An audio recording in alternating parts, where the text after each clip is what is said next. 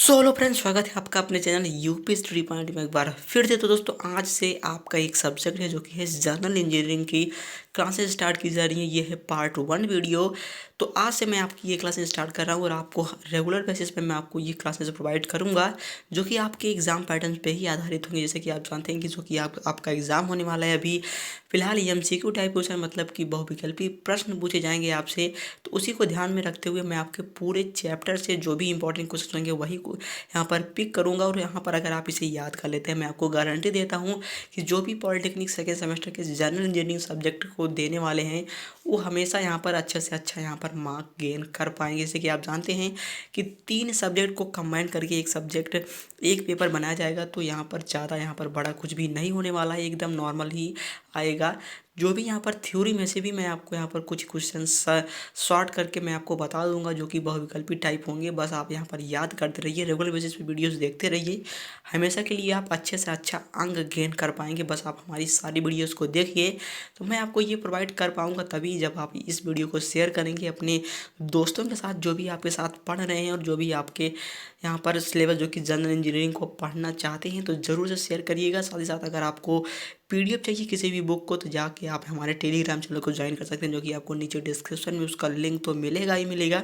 और हाँ दोस्तों, अगर आप बात करना चाहते हैं हमसे, कोई भी क्वेश्चन पूछना चाहते हैं तो कमेंट करके तो बता ही सकते हैं। साथ ही साथ आप हमें इंस्टाग्राम पे फॉलो कर सकते हैं जहाँ पर मैं हमेशा लाइव रहता हूँ। जो भी क्वेश्चंस आपके मन में डाउट हैं तुरंत आप वहाँ पर क्लियर कर सकते हैं, तो ज़रूर से फॉलो कर लीजिएगा। तो चलिए दोस्तों, आज की वीडियो बिना टाइम वेस्ट किए स्टार्ट करते हैं। और हाँ दोस्तों, अगर सब्सक्राइब नहीं किया है तो सब्सक्राइब कर लें, क्योंकि यहाँ पर इसी तरीके की जो भी यहाँ पर लेटेस्ट वीडियो होती है सबसे पहले मैं आपको प्रोवाइड करता हूँ। साथ ही साथ आपके एग्ज़ाम से जो भी यहाँ पर अपडेट आती है वो भी मैं बताता हूँ, और मैं आपके रिजल्ट से भी यहाँ पर रिलेटिव जो भी वीडियोज़ मैं आपको बताता हूँ सब यहाँ पर आपके लिए इंपॉर्टेंट होती ही हैं। और साथ ही साथ एक बात और, अगर आप और किसी विषय के बारे में भी यहाँ पर तैयारी करना चाहते हैं तो आप हमें कमेंट करके बता सकते हैं, मैं आपको वो भी यहाँ पर प्रोवाइड करा दूंगा। अप्लाइड फिजिक्स की भी क्लासेस अब यहाँ पर रेगुलर बेसिस पे आपको मिलेंगी, साथ ही साथ अप्लाइड मैथ की भी मिलेंगी।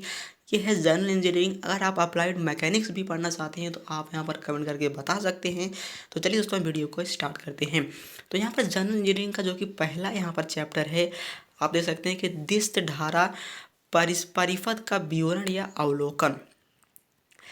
तो यही है आपका यहाँ पर पहला चैप्टर, जो कि अगर इंग्लिश में बोला जाए तो ओवरव्यू ऑफ डीसी करंट, इसको इंग्लिश में बोला जाता है। अब हम यहाँ पर देख लेते हैं कि इसी तरीके से हम आपको यहाँ पर रेगुलर बेसिस पे वीडियोस प्रोवाइड करेंगे। तो आज की वीडियो थोड़ा शॉर्ट हो सकती है, लेकिन अगर अच्छा रिस्पांस रहा तो मैं आपको ज़्यादा से ज़्यादा लंबा वीडियोस प्रोवाइड करके पूरे सिलेबस को मैं आपको 15 दिन में यहाँ पर कंप्लीट करवा दूंगा। तो बस ये तभी पॉसिबल है अगर आप यहाँ पर सपोर्ट करेंगे और अपने दोस्तों के साथ शेयर करेंगे। तो चलिए देखते हैं हम पहला क्वेश्चन जो कि है कि आखिर विद्युत धारा क्या है, मतलब कि इलेक्ट्रिक करंट क्या होता है।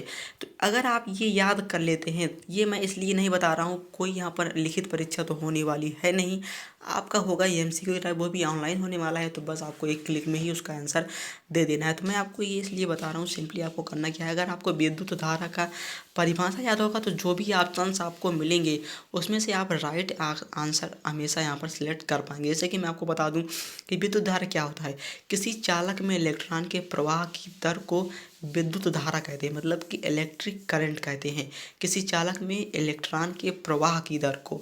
तो अगर आपको यहाँ पर विद्युत धारा होती है, इसके बाद 4 ऑप्शन आपको दे दिए जाएं तो उसमें दिया जाए कि इलेक्ट्रॉन की प्रवाह दर को कहते हैं, या इलेक्ट्रॉन जिसमें से प्रवाहित होते हैं उसको विद्युत धारा कहते हैं, या फिर प्रोटॉन प्रवाहित होते हैं तो उसको विद्युत धारा कहते हैं, या फिर न्यूट्रॉन प्रवाहित होते हैं उसको विद्युत धारा कहते हैं। तो आप सिंपली यहाँ पर अगर आपको ये याद होगा तो एकदम राइट आंसर आप यहाँ पर दे पाएंगे कि किसी चालक में इलेक्ट्रॉन के प्रवाह को ही यहाँ पर क्या कहा जाता है, विद्युत धारा कहा जाता है। अगर इलेक्ट्रॉन की प्रवाह दर हो रही है तभी वह क्या कहलाएगा, विद्युत धारा कहलाएगा।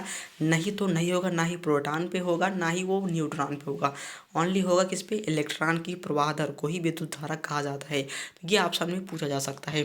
चलिए देखते हैं अगला जो कि है 1 एम्पीयर धारा किसे कहते हैं। अब इसकी परिभाषा अगर आप याद रखेंगे तो आपको क्या बेनिफिट होने वाला है ये भी मैं आपको बताऊँगा। तो जब किसी चालक में प्रति सेकेंड 6.26 इंटू 10⁻18 इलेक्ट्रॉन प्रवाहित होता है तो 1 एम्पीयर धारा कहलाती है। अब आपको यहाँ पर इसे याद रखने में क्या आपको फ़ायदा होने वाला है मैं आपको बता देता हूँ।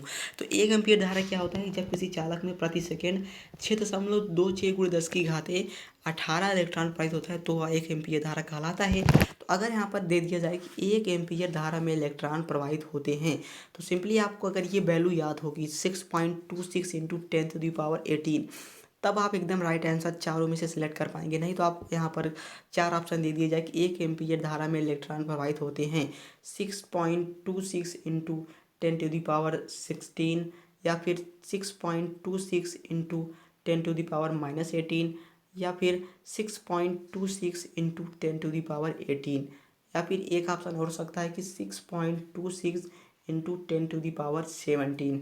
तो अब ये हो गया पहला, ये आपका दूसरा, ये आपका तीसरा, इसके बाद ये आपका चौथा। तो अब आप इसमें से अगर आपको ये वैल्यू याद होंगी तो सिंपली आप कहेंगे कि यहाँ पर चौथा वाला ऑप्शन जो कि आपका बिल्कुल राइट आंसर है। तो इसी तरीके से अगर आप यहाँ पर याद रखेंगे, एकदम शॉर्ट में मैंने क्वेश्चंस बनाए हैं और आप यहाँ पर आराम से इसे याद भी कर सकते हैं।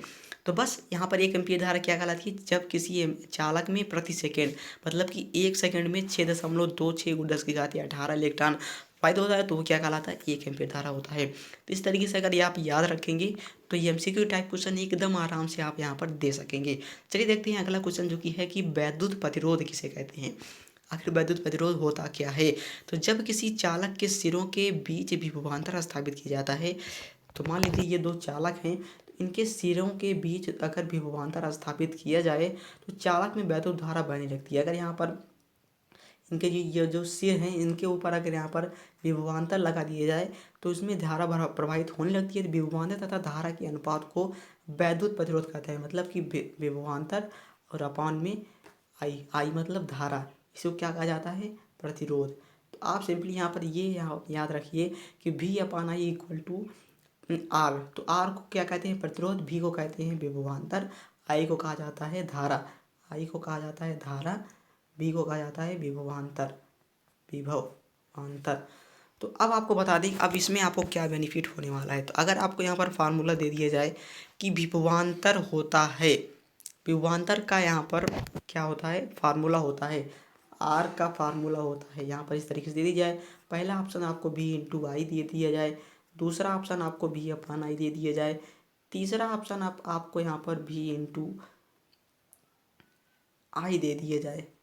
इसके बाद यहाँ पर इस तरीके से अगर आपको 4 ऑप्शन दिए जाए तो आपको सिंपली अगर याद होगा कि R इक्वल टू क्या होता है, V/I, तो आप एकदम आराम से दे पाएंगे। और इसका मात्रक क्या होता है, ओम होता है। इसमें एक पॉइंट और आपको मिल गया कि इसका मात्रक होता है ओम। तो ओम किसका मात्रक है, तो ओम किसका मात्रक है, अगर आपको ये पूछा जाए तब भी आप यहाँ पर दे सकते हैं कि वैद्युत प्रतिरोध का मात्रक होता है ओम। आपको 4 ऑप्शन दे दिए जाए कि ओम मात्रक है, पहला ऑप्शन प्रतिरोध, दूसरा विभवांतर, तीसरा धारा, चौथा आपको यहाँ पर कुछ भी दे दिया जाए इस तरीके से, तो आप एकदम आसानी से बता सकते हैं कि ओम किसका मात्रक होता है, वैद्युत प्रतिरोध का मात्रक होता है। तो बस आप अगर याद रखेंगे तभी आप यहाँ पर अच्छे तरीके से एमसीक्यू टाइप क्वेश्चन को सॉल्व कर पाएंगे, नहीं तो आप बिल्कुल से फंस जाएंगे उसमें से। अब चलिए देखते हैं अगला क्वेश्चन जो कि है वैद्युत चालकता क्या होती है। तो वैद्युत प्रतिरोध के व्युत्क्रम को वैद्युत चालकता कहते हैं। इसका मात्रक ओम इनवर्स होता है। अब वैद्युत चालकता क्या है, वैद्युत प्रतिरोध के व्युत्क्रम को। तो अगर आपसे यहाँ पर ऑप्शन में पूछ लिया जाए कि वैद्युत चालकता है और आपको यहाँ पर दे दिया जाए 1/R, या फिर इस तरीके से आपको यहाँ पर ओम इनवर्स इस तरीके से आपको 4 ऑप्शन दे दिए जाए, तो आप अगर जानते होंगे कि वैद्युत चालकता वैद्युत प्रतिरोध के व्युत्क्रम को कहा जाता है, तो बस आप यहाँ पर सिंपली उसे सिलेक्ट कर पाएंगे और एकदम राइट आंसर आपका यहाँ पर निकल के आ जाएगा। अब चलिए देखते हैं हम अगला क्वेश्चन जो कि है कि चालक पदार्थ क्या होते हैं। कैसे पहचानेंगे कि आप कोई पदार्थ क्या है, चालक है। तो चालक पदार्थ किसे कहते हैं कि वे पदार्थ जिनमें से विद्युत धारा का प्रवाह हो सकता है। जैसे कि आप जानते हैं अगर विद्युत धारा का प्रवाह होगा तभी वह क्या कहलाएगा, चालक कहलाएगा। जैसे लोहा, पानी। अब आपको एक इसमें से क्या फ़ायदा मिल गया कि वे पदार्थ जिनमें से विद्युत धारा का प्रवाह हो सकता है। अगर आपको दे दिया जाए कि चालक पदार्थ होते हैं, पहला ऑप्शन पदार्थ जिनमें से विद्युत धारा का प्रवाह नहीं हो सकता है, पदार्थ जिनमें से विद्युत धारा का प्रवाह हो सकता है, पदार्थ जिनमें से विद्युत धारा का प्रवाह रुक रुक कर होता है। इस तरीके से आपको 4 ऑप्शन दे दिए जाए तो आप इसमें से राइट आंसर चुन पाएंगे। साथ ही साथ अगर आपको दे दिया जाए ऑप्शन कि वैद्युत चालक पदार्थ है, पहला आपको लकड़ी, दूसरा कागज, तीसरा लोहा, चौथा आपको कोई और ऑप्शन दे दिया जाए तो इसमें से आप क्या कर पाएंगे, आप एकदम राइट आंसर चुन पाएंगे। एक चीज़ और इसमें से आपको मिल जाएगी कि चालक की प्रतिरोधकता होती है। तो चालक पदार्थ होते हैं उनकी प्रतिरोधकता, इसको भी आप यहाँ से याद कर सकते हैं कि 10⁻⁻8 से लेके 10⁻³ तक ओम मीटर इसका मात्रक होता है। तो बस आप यहाँ पर अगर आपको 4 ऑप्शन दे दिए जाए कि चालक पदार्थ की प्रतिरोधकता होती है, 4 ऑप्शन दे दी जाए तो इसमें से आप 10⁻⁻8 से लेके 10⁻³ आप सेलेक्ट करेंगे तो एकदम आपका राइट आंसर निकल के आ जाएगा। अब चलिए देखते हैं अगला जो कि है हमारा कुचालक पदार्थ क्या कहलाते हैं। तो जैसे चालक में विद्युत धारा प्रवाहित हो सकती है, जिस तरीके से कुचालक में विद्युत धारा प्रवाहित नहीं होती है, मतलब बहुत ही ज़्यादा यहाँ पर कठिन रूप से होता है, जैसे लकड़ी, कागज। अब आपको यहाँ पर ऑप्शन दे दी जाए कुचालक पदार्थ हैं, पहला लोहा, दूसरा पानी, सोडियम क्लोराइड का विलयन दे दी जाए, चौथा आपको दे दी जाए कागज़। तो आप सिंपली एकदम आसान तरीके से कागज़ सेलेक्ट कर पाएंगे। अगर आपको याद रहेगा तभी आप सेलेक्ट कर पाएंगे कि वह पदार्थ जिनमें से विद्युत धारा का प्रवाह नहीं हो सकता वही कुचालक होते हैं, तभी आप यहाँ पर इसे सेलेक्ट कर पाएंगे। अगला जो कि आपको इसमें से फ़ायदा मिलने वाला है कि आपसे फिर पूछ लिया जाए कि कुचालक पदार्थ की प्रतिरोधकता होती है। 4 ऑप्शन आपको दे दिए जाए तो जिसमें से आप अगर यहाँ पर याद रखेंगे कि 10⁻6 से लेकर 10⁻8 तक यहाँ पर कुचालक पदार्थ की प्रतिरोधकता होती है, तभी आप एकदम राइट आंसर सेलेक्ट कर पाएंगे, नहीं तो आप गलत करके आ जाएंगे। तो इसे भी जरूर से याद कर लीजिएगा। चलिए देखते हैं अगला जो कि है अब आपका यहाँ पर क्वेश्चन नंबर 7 जो कि पूछा जा रहा है कि आयतन प्रतिरोधकता क्या है। अब आपको आयतन प्रतिरोधकता का फार्मूला भी मिल सकता है कि आयतन प्रतिरोधकता को दर्शाइए किस फार्मूले से। आपको दे चार ऑप्शन में आपको 4 फार्मूले दे दिए जाएं, तभी आप गलत कर देंगे। अगर आपको याद रहेगा तभी आप सही कर पाएंगे। चलिए देखते हैं जो कि है किसी चालक का आयतन स्थिर रखने पर, यदि चालक के आयतन को स्थिर रख दिया जाए तो उसका प्रतिरोध तथा अनुप्रस्थ काट के क्षेत्रफल के वर्ग के अनुक्रमानुपाती होता है। अब आपको यहाँ पर आयतन प्रतिरोधकता के अगर फार्मूला निकालना हो तो ये है R=ρ, इसे रो कहा जाता है, ρ/V/A²। बस अब आपको यहाँ पर 4 ऑप्शन दे दिए कि आयतन प्रतिरोधकता होती है। पहला ऑप्शन ρ/V/A², दूसरा आपको दे दी जाए ρ/A²/V हो जाए। इसी तरीके से अगर उलट पलट कर दिया जाए, 4 ऑप्शन आपको दे दी जाए, अगर आपको याद रहेगा कि R=ρ/V/A² होता है तब आप एकदम राइट आंसर दे पाएंगे, नहीं तो आप गलत करके आ जाएंगे।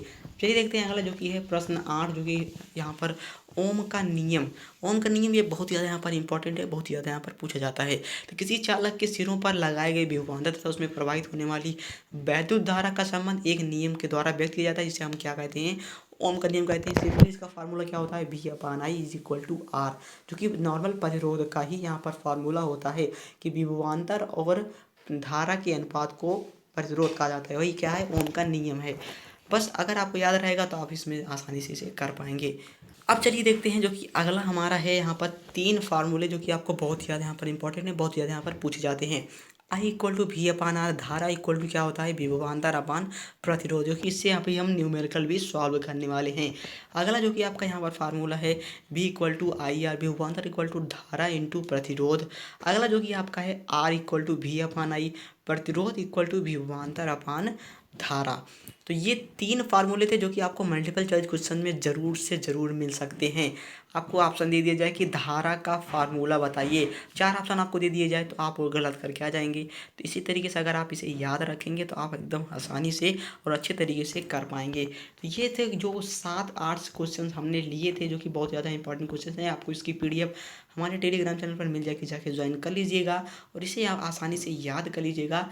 अगर इस वीडियो पर अच्छा रिस्पॉन्स रहा तो हम आपको 1 से 1.5 घंटे की भी वीडियो प्रोवाइड करेंगे और सारे 1 से 2 चैप्टर एक दिन में ही हम आपके कवर कर देंगे। तो बस आप यहाँ पर हमारे साथ रहिए, दोस्तों के साथ शेयर करिए, ज़्यादा से ज़्यादा यहाँ पर शेयर करिए, ज़्यादा से ज़्यादा स्टूडेंट को जोड़िए, तभी यहाँ पर हम आपके लिए अच्छा से अच्छा रिस्पॉन्स ला पाएंगे। और हाँ दोस्तों, जो भी सब्जेक्ट आप पढ़ना चाहते हैं कमेंट करके ज़रूर बताइएगा। चलिए दोस्तों, हम आज की वीडियो में बस इतना ही, मिलते हैं नेक्स्ट वीडियो में, तब तक के लिए बने रहिए इस चैनल पर। जय हिंद, वंदे मातरम।